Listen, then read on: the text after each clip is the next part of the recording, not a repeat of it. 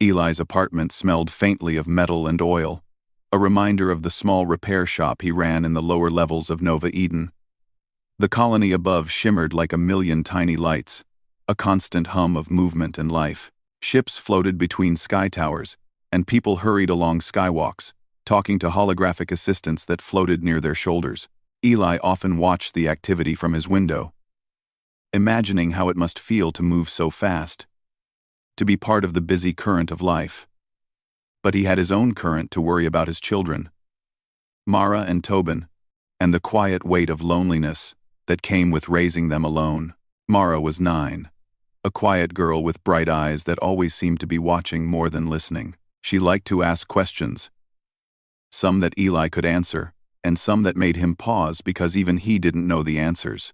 Tobin, 6, was more restless, full of energy and curiosity, always moving, always touching everything he could reach. The two of them had been his world since their mother passed, and Eli often wondered how he would manage the everyday challenges alone, let alone anything extraordinary. On that day, Eli had planned to visit the adoption center for supplies for the shop. Nova Eden's colonies often had small centers where humans could interact with various engineered companions, robots, small creatures, or hybrids that were designed to assist or amuse. Eli wasn't looking for anything in particular. He liked to see what new companions had arrived, and sometimes borrow ideas for gadgets or toys for his children. But when he entered the main hall of the center, he was greeted by an unusual silence. Rows of creatures moved in their enclosures, some playing with small objects, others observing quietly. Eli passed the first few cages with a polite nod to the caretakers. Most of the companions were popular, fast, clever, or very cute. But then, at the far end of the hall, something caught his eye. 3 creatures sat together, separate from the others, in a small glass enclosure that seemed almost lonely compared to the bright activity around them. The first was a small, dog-like being, its fur a soft shade of silver that shimmered faintly under the lights. Its eyes were large and intelligent, and it seemed to watch Eli carefully, as though judging him silently. The second was a floating drone, shaped like a tiny orb with subtle mechanical limbs, its lens-like eyes blinking curiously. It tilted and rotated in place, as if waiting for someone to notice it. The third was a gentle, plant-like creature, green and delicate, with leaves that pulsed slightly as if it were breathing. Its movement was slow, but it had a quiet elegance that made it seem alive in a different, calming way. A caretaker approached as Eli lingered. "Those 3 have been here for a while," she said, her voice neutral. "No one wants them because, well, they're sterile. They can't reproduce or produce offspring. People tend to avoid them for that reason." Eli frowned. He had heard of such judgments before, creatures being considered less valuable because they couldn't perform a certain function. But as he looked at them, something stirred inside him. He saw personalities, curiosity, and intelligence. He saw potential friends for his children, not just beings meant to be judged by their ability to reproduce. "They seem interesting," he said carefully. "What are their names?" "They don't have names. Most visitors don't even ask about them." The caretaker shrugged. "They were designed to be companions, but no one wanted them. If you take them, it'll be unusual, but they might do well with a human family. You'd have to decide for yourself." Eli studied them. The dog-like creature tilted its head, the drone floated a little closer to the glass, and the plant-based companion's leaves twitched as though it sensed his thoughts. The moment was strange, almost magical. He felt a pull he could not explain, a quiet insistence that these 3 belonged somewhere, maybe with him. He thought about Mara and Tobin. They often played alone, building small machines from scraps, talking to imaginary friends. Eli smiled, imagining their faces lighting up at the sight of such unusual companions. He could see the children learning, laughing, and exploring in ways they had never imagined. It was risky, unconventional, but somehow it felt right. "I'll take them," he said. The caretaker's eyebrows rose in surprise. "You really mean all 3? "Yes," Eli replied. "I think they deserve a chance. And I think my children would love them." The process was surprisingly simple. Paperwork was completed, systems were checked, and soon Eli was walking back through the colony streets with 3 companions trailing carefully behind him. The dog-like creature padded softly, the drone hovered in little loops around him, and the plant companion moved slowly but steadily, its leaves brushing lightly against his coat as if showing trust. Back in the apartment, the children were waiting. Mara's eyes widened the moment she saw the dog-like creature, and she ran forward, extending a hand. The creature sniffed her fingers gently, then pressed its forehead against her palm. Tobin immediately went to the drone, fascinated by its quiet, spinning and blinking lights. "Wow," he whispered, reaching out. The drone hesitated, then moved closer, spinning in little excited loops as if agreeing to play. The plant-based companion settled near Eli, who knelt to examine it carefully. Its leaves opened slightly, revealing small, glowing nodes, and Eli realized it could sense emotions. It seemed to recognize his own nervousness and calm him gently. The apartment, usually quiet and orderly, suddenly felt alive.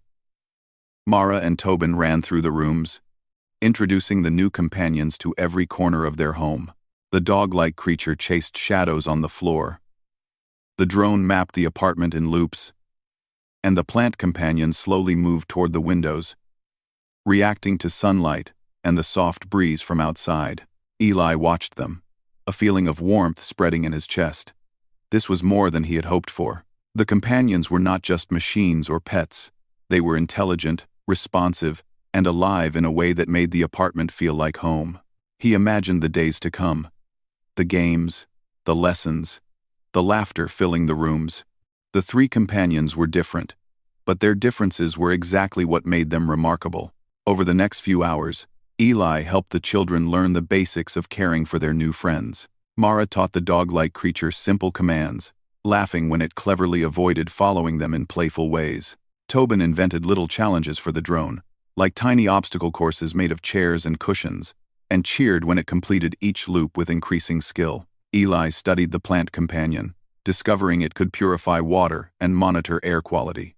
Each interaction brought smiles and quiet amazement. By evening, the colony outside seemed distant. The lights and noise were still there. But inside Eli's apartment, there was a new rhythm. A rhythm of companionship, curiosity, and shared life. Mara and Tobin sat on the floor, exhausted but happy, while the 3 companions settled around them, resting but alert. Eli leaned back in his chair, watching the scene. He felt a sense of completeness he hadn't felt in years, a quiet assurance that this unconventional choice was the right one. The day had begun as any other, with routine and solitude. But by the time the stars blinked into view outside their window, Eli realized something extraordinary had happened. 3 beings, once considered unwanted, had become part of a family. In return, they brought wonder, joy, and an unspoken lesson. Worth isn't measured by what one can produce, but by what one can give. And as Eli looked at the sleeping children, their faces lit softly by the glow of the plant companion, he knew that this was only the beginning. Tomorrow, Mara and Tobin would wake to new adventures, new discoveries, and a home that had suddenly become bigger, brighter, and infinitely more alive. The 3 companions had found their place, not because they were perfect, but because they were needed. And Eli, for the first time in many years, felt that the world, even a small part of it, was exactly as it should be. The morning sunlight slipped through the apartment windows, painting the room in soft golden streaks. Mara woke first, her hair tousled, her eyes sparkling with excitement. She glanced at the 3 companions sleeping nearby. The silver dog-like creature lay curled beside her bed, breathing softly, its tail flicking now and then. The floating drone hovered quietly near the ceiling, its lights dimmed to a gentle glow. The plant-based companion had moved slightly during the night, its leaves brushing against the floor as it seemed to adjust to the sun. Mara shook Tobin gently. "Wake up! The companions are ready," she whispered, trying not to wake Eli just yet. Tobin stirred, blinking against the sunlight, and soon both children were on their knees, observing their new friends. The day promised curiosity, games, and laughter. Eli came into the room, rubbing his eyes, and smiled at the sight. "Good morning," he said softly. "Looks like someone had an early start." Mara pointed excitedly at the dog-like creature. "Look! She's awake!" The creature lifted her head, her eyes bright and intelligent, and padded over to Mara. She pressed her muzzle against Mara's cheek, a gentle gesture of affection. Tobin clapped his hands as the drone began spinning tiny loops in the air, moving in time with the light from the window. Even the plant-based companion seemed more alert, stretching its leaves toward the sun as though greeting the day. Breakfast was a lively affair.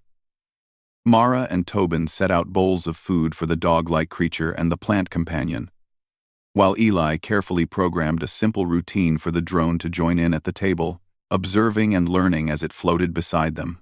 Conversation flowed naturally, laughter punctuating the quiet hum of the colony outside.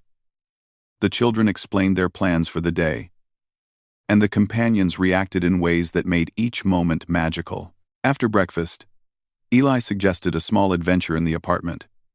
He had set up a corner of the living room with various objects, blocks, cushions, and simple machines to encourage creativity and problem-solving.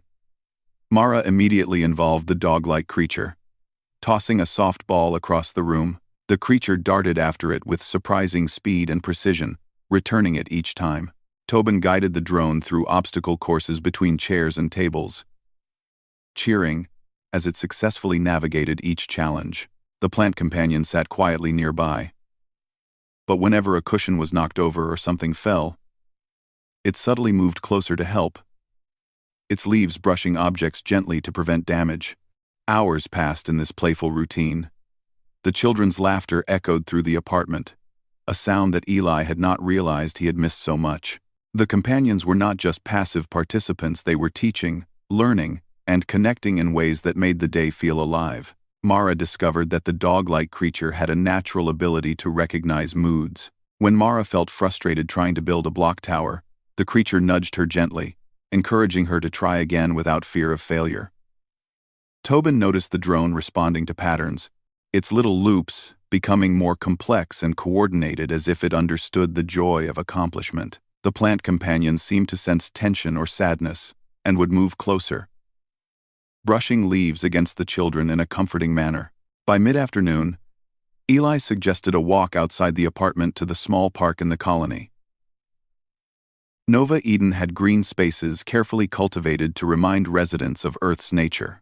The children, the companions, and Eli moved together through the walkways, the dog-like creature trotting happily beside Mara, the drone flying in small circles above Tobin, and the plant companion carried in a special small container that allowed it to breathe sunlight and fresh air. At the park, other children played and watched curiously as the companions interacted with Mara and Tobin. The dog-like creature demonstrated its gentle nature, carefully passing small toys back to children who joined their game. The drone copied simple movements, delighting nearby children as it spun in playful patterns. The plant companion, though quiet, caught attention when it reacted to sunlight and water droplets, creating a mini show of glowing leaves and soft swaying movements. Mara and Tobin beamed with pride. "They're amazing," Mara said. "Everyone should see how special they are." Tobin nodded vigorously. "Yeah, they're smarter than anything in our class." Eli watched the scene quietly. He knew that in a society where value was often measured by ability to produce or perform, his children and their companions were teaching a different lesson. One about care, empathy, and curiosity. Each interaction was a subtle reminder that uniqueness was worth celebrating, not hiding away. As the afternoon sun moved lower, Eli suggested returning home. The companions followed without hesitation, their bonds with the children growing stronger with each step. Back in the apartment, they continued their activities. Mara began teaching the dog-like creature small patterns using building blocks. The creature seemed to learn quickly, imitating shapes and even helping rearrange them into new structures. Tobin experimented with the drone, placing small mirrors and sensors to see how it would respond.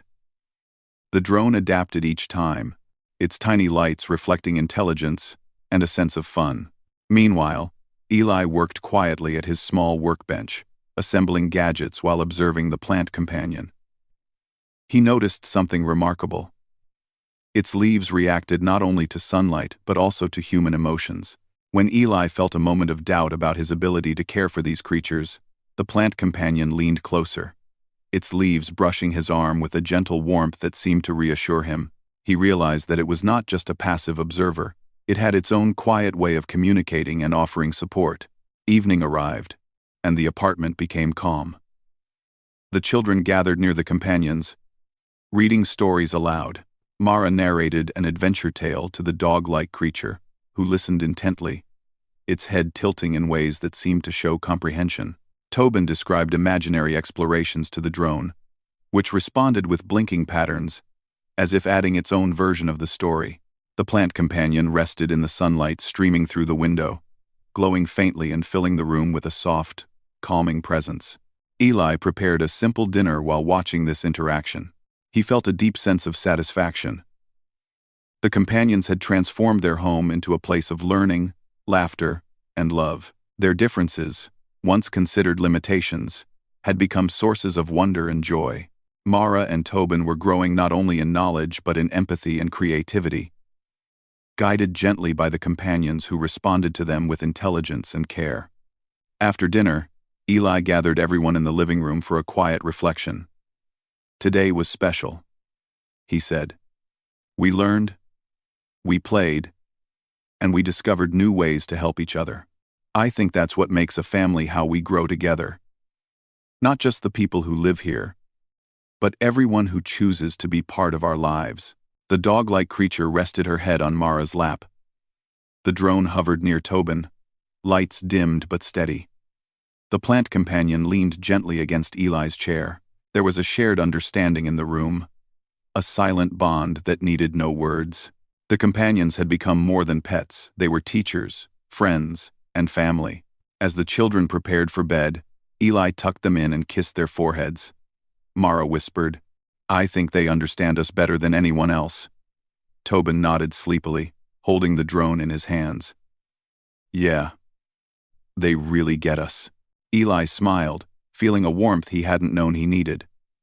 The companions had brought new energy, new lessons, and new joy into their lives. He realized that life on Nova Eden, with all its rules and routines, had left little room for wonder. But with these three companions, every day promised discovery, laughter, and a reminder that family could be built in the most unexpected ways. As night fell, the apartment was quiet, except for the soft hum of the drone, the gentle breathing of the dog-like creature, and the faint glow of the plant companion. Eli sat in his chair, looking out at the colony lights and thinking about the future. He knew challenges would come, but for the first time in a long while, he felt ready. Mara and Tobin were learning about compassion, creativity, and curiosity. The companions were thriving, and together, they had created a home filled with life and connection. Somewhere in the silence, the dog-like creature stirred, nudging Mara's hand gently. The drone blinked in acknowledgement, and the plant companion shifted slightly toward Eli. It was a quiet affirmation. They were a family, not because of blood or rules, but because they had chosen to care for each other. Tomorrow would bring new adventures, but tonight, they could rest. And in this home, in this small corner of Nova Eden, a new chapter of discovery and joy had begun, one that promised that being different was not a weakness, but a gift. The morning sun spilled over the towers of Nova Eden, brushing the colony in golden light. Eli, Mara, and Tobin were already awake, the apartment buzzing with energy. The companions had grown more confident since they had arrived. The dog-like creature moved with grace and intelligence, understanding Mara's moods almost instinctively. The drone's loops and spins were more complex, responding to Tobin's playful experiments. The plant companion seemed almost alive in a new way, reacting to subtle changes in the air, sunlight, and even human emotions.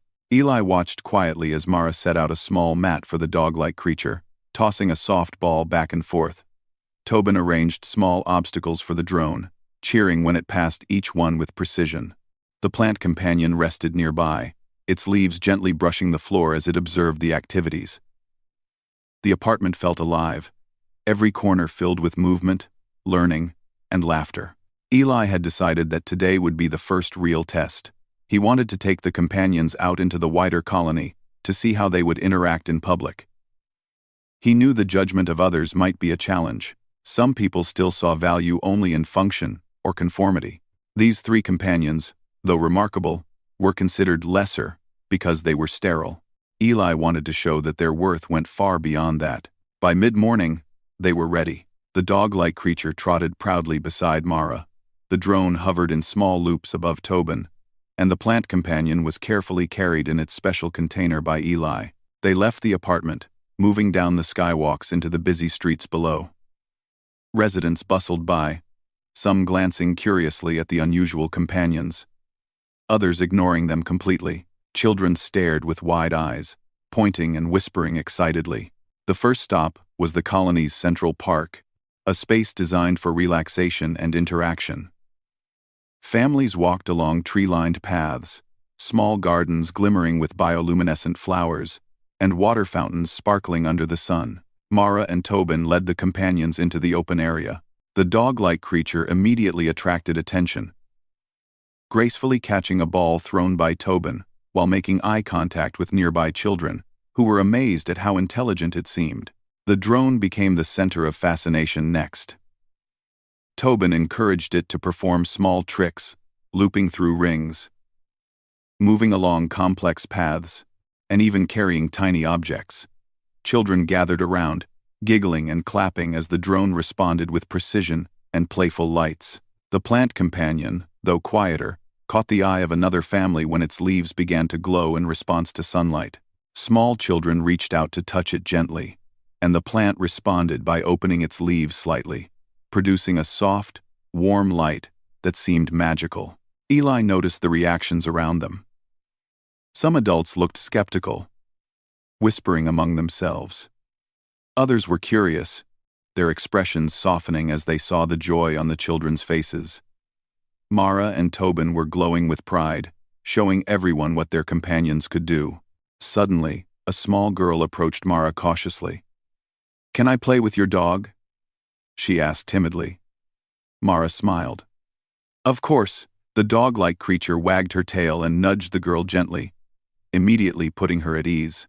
Tobin invited the drone to interact with another boy, and together they performed small obstacle courses, laughing as the drone spun and adjusted to each new challenge. Eli felt a warmth spread through him. The companions were teaching more than fun, they were teaching patience, teamwork, and empathy. He noticed how the children in the park were learning to care, observe, and respond thoughtfully, inspired by the companions' gentle and intelligent behavior. As the afternoon progressed, Eli decided to visit the colony's learning center, a place where humans and intelligent companions could demonstrate unique skills and creativity. The companions were curious and attentive during the walk, responding to the sights, sounds, and smells of the colony with interest. The dog-like creature's ears twitched at distant sounds, the drone tilted in fascination at passing lights, and the plant companion's leaves quivered at the warmth of the sun, showing subtle signs of observation. Inside the learning center, Eli explained the situation to the staff. "These companions are considered unsellable," he said, "but they are intelligent, kind, and full of creativity. I'd like to show you what they can do." The staff members exchanged skeptical looks but allowed Eli and the children to proceed. Mara started with the dog-like creature, demonstrating its ability to recognize emotions. She pretended to be frustrated while building a block tower. The creature nudged her gently and helped stabilize some blocks. Clearly understanding her feelings, the staff watched in quiet amazement, murmuring to each other about the bond forming between human and companion. Tobin took over with the drone, setting up a series of small challenges. The drone navigated through each obstacle with surprising precision and creativity, responding to Tobin's encouragement and even anticipating some moves. The staff were astonished. They had never seen such intelligence combined with playfulness in a companion. Finally, Eli presented the plant companion. He demonstrated how it responded to sunlight, temperature, and human presence. He showed how it could improve air quality in a small room, subtly influencing the environment to be more comfortable and calming. The staff were fascinated, taking notes and asking questions about its abilities and behavior.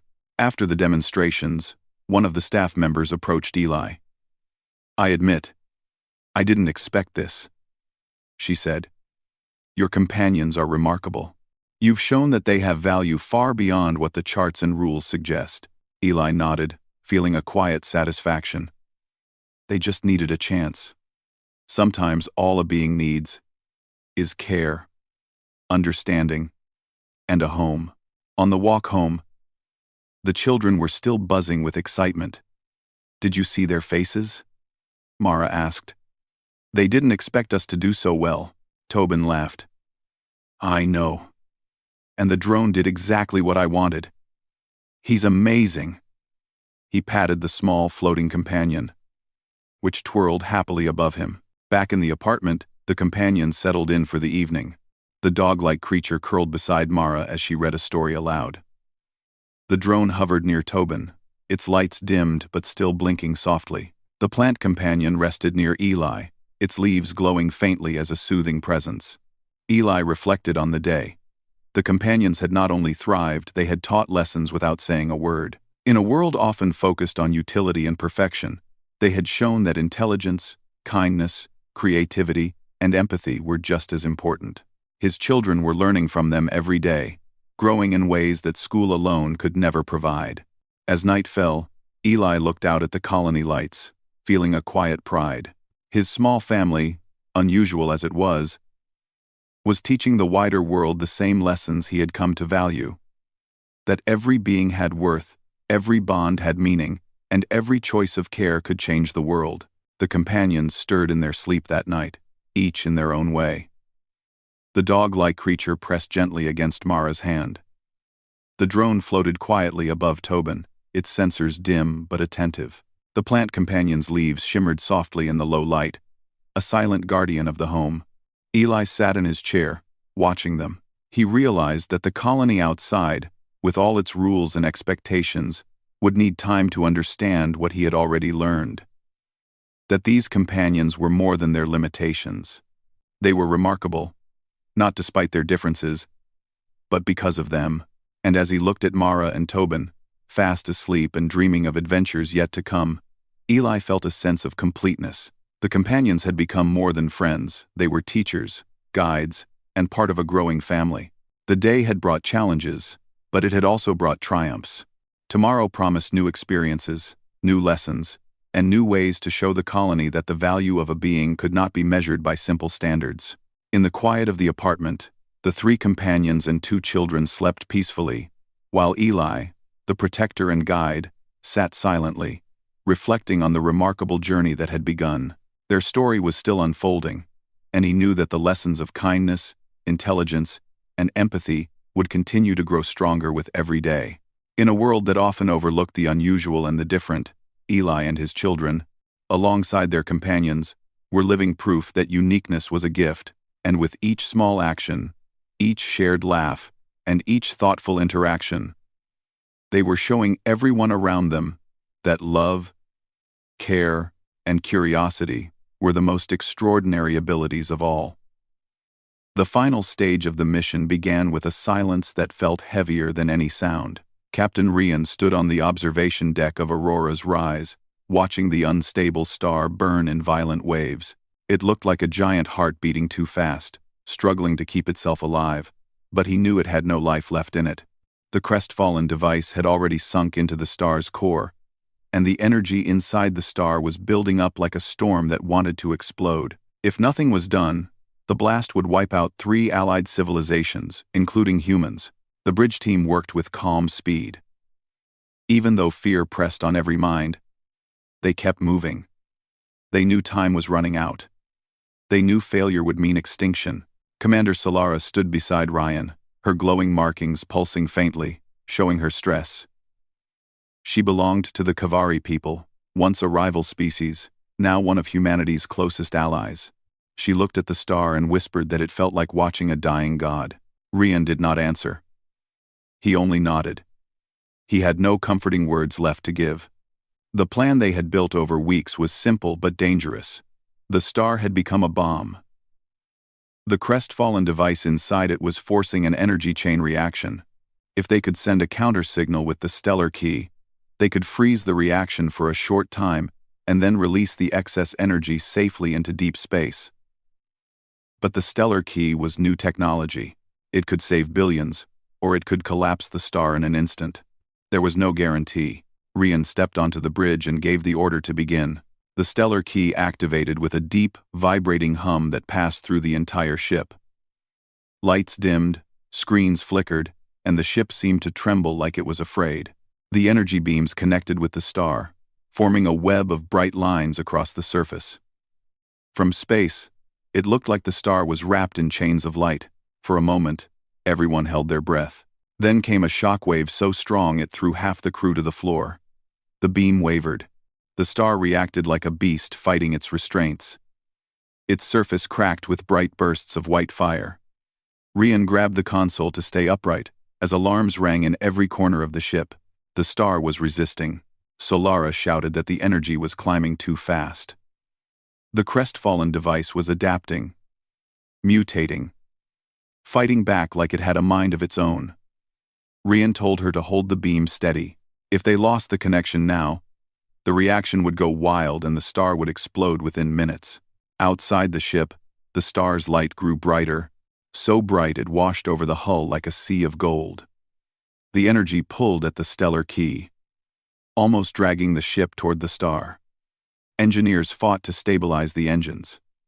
Shields began to weaken, but the crew did not break. They had prepared for this. They had survived worse. Humanity had always stood strong when the universe expected them to fall. Rian ordered auxiliary power to the beam. The ship's reactors roared as extra energy surged through the system. The beam grew brighter. It pushed deeper into the star's core, trying to reach the crestfallen device. The ship groaned under the pressure, but still held. The Kavari scientists on board worked with quiet focus, guiding the energy flow like surgeons treating a patient. Solara communicated with her people on a nearby support ship. They sent additional calculations, helping stabilize the energy currents. Even the smaller Allied vessels joined in, forming a pattern around the star to share the load. For the first time, the three civilizations fought as one, but the crestfallen device was not done. It released a burst of energy that shattered two of the support ships instantly. They vanished in a flash of white light. Their sacrifice bought the others a few more seconds. Rian felt the loss hit him like a blow. But he could not stop now. If they turned back, everyone everywhere would die. Those lost ships had given their lives for hope. He would not let their sacrifice be wasted. Solara shouted that the star's core was cracking. The device was collapsing the inner layers. If the beam did not reach the exact center soon, the reaction would break through and turn the entire star into a supernova. Rian made the hardest decision of the mission. He commanded the ship to move closer. The crew obeyed without hesitation, even though they knew moving closer meant entering a zone where no life should survive. The ship's shields glowed red. Metal heated to dangerous levels, but Aurora's rise pushed forward, inch by inch, into the storm of light. The star looked like a living sea, now waves of flame rising and falling, trying to swallow them whole. When the ship reached the correct position, Rian gave the final order: send the overriding pulse. The stellar key fired its strongest signal, a beam of pure energy that pierced deep into the star and struck the device. The crestfallen machine screamed with a vibration that shook space itself. The star froze for a breathless second, then everything went white. The explosion did not come. Instead, the energy burst out in a controlled wave, spreading across space like gentle ripples on water. The blast did not destroy. It released the pressure. The star dimmed, settling into a stable state once more. The crestfallen device melted in the core and vanished. The mission had succeeded, but Aurora's rise had taken heavy damage. Several systems were failing. Life support was weak. Fires burned in the lower decks. Rian ordered emergency repairs. But the news was bad. Engineers reported that the ship's core reactor was unstable. It was losing stability fast. Solara checked the readings and said quietly that the ship had absorbed too much energy. If the reactor collapsed, It would destroy everything within a large radius, including the star they had just saved. Rian understood what she was telling him. The crew could still evacuate, but someone had to stay to guide the reactor into a safe shutdown. It required manual control. The system was too damaged to run automatically. The captain took a long breath, then stepped into the center of the bridge. He said he would stay. The crew immediately refused. They said humanity still needed him, that the Alliance still needed him. But Rian only smiled. He told them humanity needed its future, not one man. He told Solara she had to lead the Alliance now. She had earned that place 100 times. She grabbed his arm and begged him to stop. Her voice cracked. Her markings dimmed with sorrow. But Rian gently pulled away. He told her this was not a sacrifice. It was simply the last duty of a captain who had led his ship to the end. Evacuation pods launched one by one. Allied ships moved away. Solara was the last to leave. Before she entered her pod, she looked at Rian with a pain that words could not express. He bowed his head to her, a gesture of respect between two warriors who had fought side by side. When she left, the ship felt silent, almost peaceful. Rian walked to the reactor chamber. Sparks flew from broken cables. The air smelled of burning metal. He placed his hands on the damaged control panels and began guiding the unstable energy. The reactor trembled like a dying heart. Alarms blared. Heat filled the room. He worked through it all, calm and steady. As the final surge came, he directed it safely out of the ship. The explosion released in a silent wave far from the star and the Allied ships. The shockwave passed harmlessly into deep space. Aurora's rise finally went quiet. When the rescue ships returned, they found only fragments drifting in the fading light of the star. The ship was gone. But the star remained stable. The worlds remained safe. Billions lived because one crew refused to fail. Commander Solara carried Rian's memory with her for the rest of her life. She told his story across worlds, and wherever she went, people spoke of humanity with new respect. They said humans were strange, stubborn, and sometimes foolish, but when the universe needed heroes, humans stood their ground. They saved not just their own kind, but everyone. And long after the star completed its new cycle, long after new generations rose and forgot the fear of destruction, the name Aurora's rise became a symbol across the galaxy. It meant hope.